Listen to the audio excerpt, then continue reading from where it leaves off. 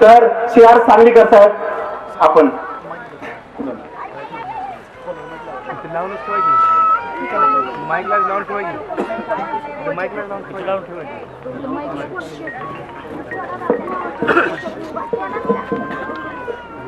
जय भीम नमो बुद्धाय. आज उपस्थित भारतीय बौद्ध महासभेचे आदरणीय भीमरावजी आंबेडकर साहेब आणि भारतीय बौद्ध महासभेचे पदाधिकारी आणि आपण सगळे उपस्थित आहात. भिक्खू संघ तर नेहमी पाहिजे, भिक्खू संघाशिवाय धर्म नाही आहे. भिक्खू संघ तर असणार आहे. भिक्खू संघाचं पण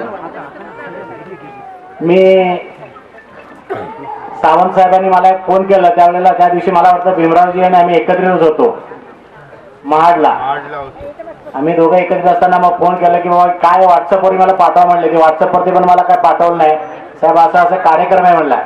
आणि माझा एक स्वभाव आहे आणि मी ठरवलेला आहे, सांगली जिल्ह्यामध्ये कुठेही धम्माचा कार्यक्रम असेल न बोलवता पण जायचं आहे.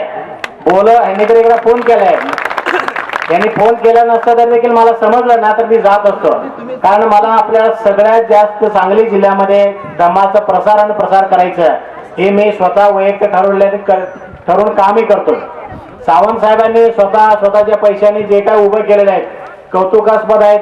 सावंत साहेबांचे तुम्ही लोकांनी आदर्श घेऊन आपल्याकडे जेवढं जमेल तेवढं आपण धम्माचं कार्य करायला पाहिजे. कार्य करत असताना कुठल्या संस्था तुमच्या बरोबर आहे, कुठल्या संस्था तुमच्यावर नाही आहे, ह्या गोष्टीचा विचार न करता किंवा त्या संस्थेला घेऊन तुम्ही धम्माचा प्रसार आणि प्रसार करायला पाहिजे असं मी तुम्हाला कळकळीची विनंती करून सांगतो. आणि आता सावंत साहेबांनी आता बांधलेले आता जाणार ते मुंबईमध्ये, बाकीचं सांभाळणार कोण?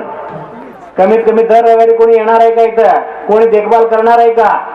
बांधणं सोपं आहे, मेंटेन करणं फार अवघड आहे. सावंत साहेबांचं काम केलेलं आहे.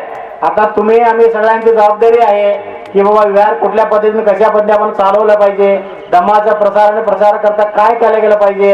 इथं त्यांनी लायब्ररी उपस्थित केलेलं आहे. धम्मा म्हणजे भिक्खू संघ राहण्याकरता व्यवस्था केलेली आहे. विपश्यना केंद्र पण आहे म्हणे.